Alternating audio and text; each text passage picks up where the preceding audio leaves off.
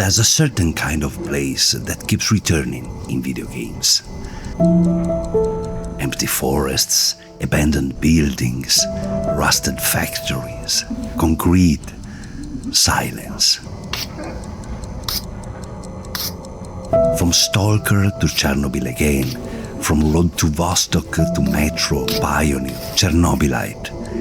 And now again with Into the Radius 2, fresh out of early access with the full story, and ConVRgence, which will do the same in a few weeks. Buddy. So, a lot of different worlds, different stories, different enemies, different missions, and yet they all seem to circle around the same place.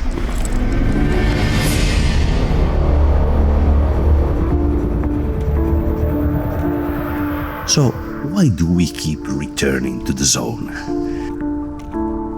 I don't think it's because of the stories or the combat or even survival. It's the feeling of weight, or the absence of it.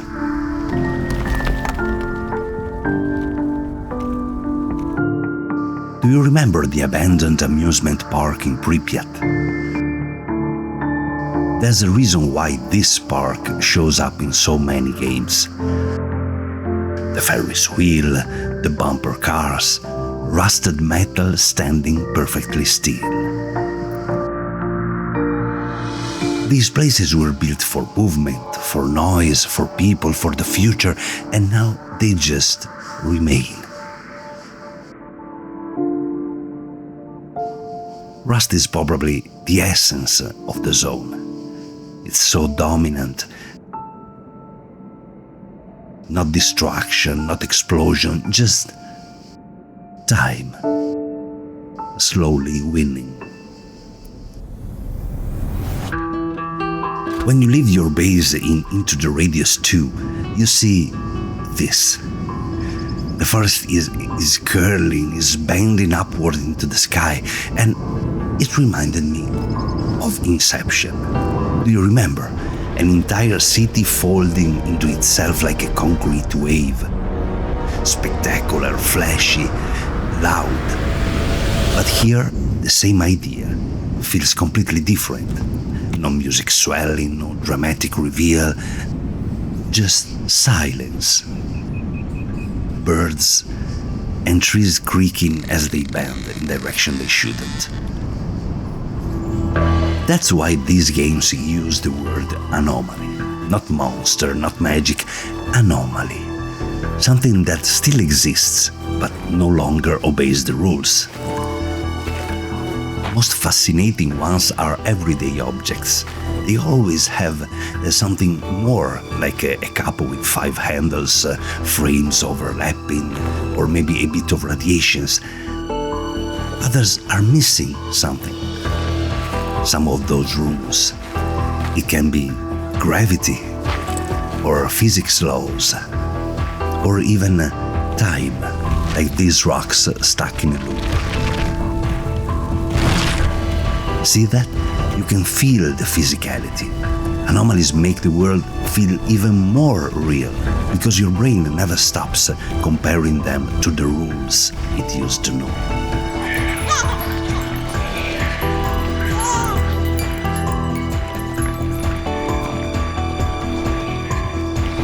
But, weirdly, one of the strongest examples of this tangibility isn't even an anomaly. It's smoking.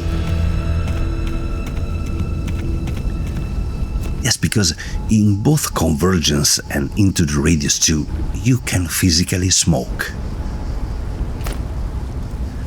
Not a cutscene that starts when you press a button. You physically grab the pack, pull out the cigarette, the lighter, and it made me think about Cyberpunk 2077. You know, the character most associated with smoking in Cyberpunk is Johnny Silverhand, a ghost, a dead man transformed into data. When Johnny wants to feel a cigarette, he needs to borrow a body. That's the tragedy, that's the whole arc. Please, just one. For me. Fine, have it your way. Smoke to your lungs' content. Finally, something better than exhaust and the stench of the city.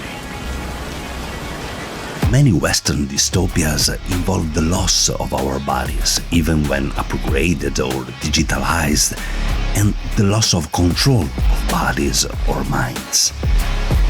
Instead, these games feel obsessed with the exact opposite.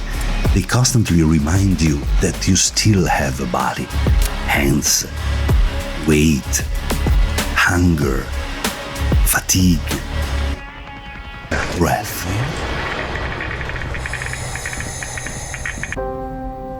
In VR, these actions have more meaning. Cleaning weapons scraps makes you feel inside one of those restoration videos. Checking your backpack before walking to the fog becomes essential. Loading magazines by hand or storing bullets becomes a ritual.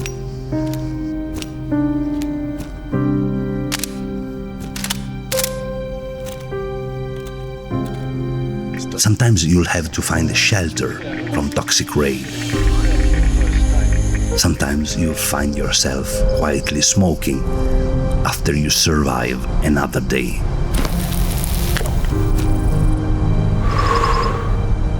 These are incredibly slow actions, almost anti-gameplay, but that's exactly their beauty because it feels natural to slow down when you're there. These places seem suspended in time, maybe because, in a way, they are. When Chernobyl happened, I was 12 years old. I live about 2,000 kilometers away, roughly the same distance as New York to Miami, but it was close enough. The air changed, the news changed, the way adults talked about the future changed. And clearly art changed with it. A whole generation of writers, filmmakers and developers grew up in that shadow. And in the zone, you immediately see that shadow has a color. Not navy blue, not fiery red, but silent gray.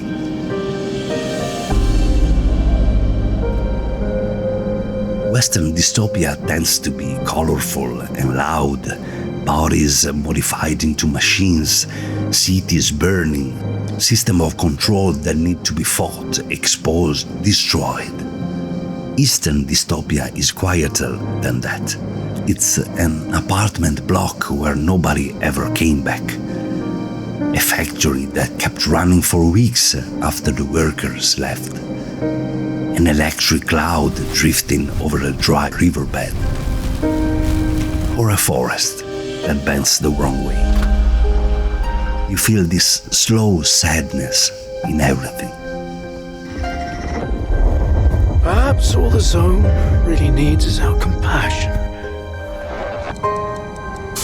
Maybe that's why we keep returning here, because the zone is broken, but in a way that feels honest, physical. It makes you feel the weight of things, makes you listen to yourself, and just be there for a moment. Johnny Silverhand had to borrow a body for this. You already have one.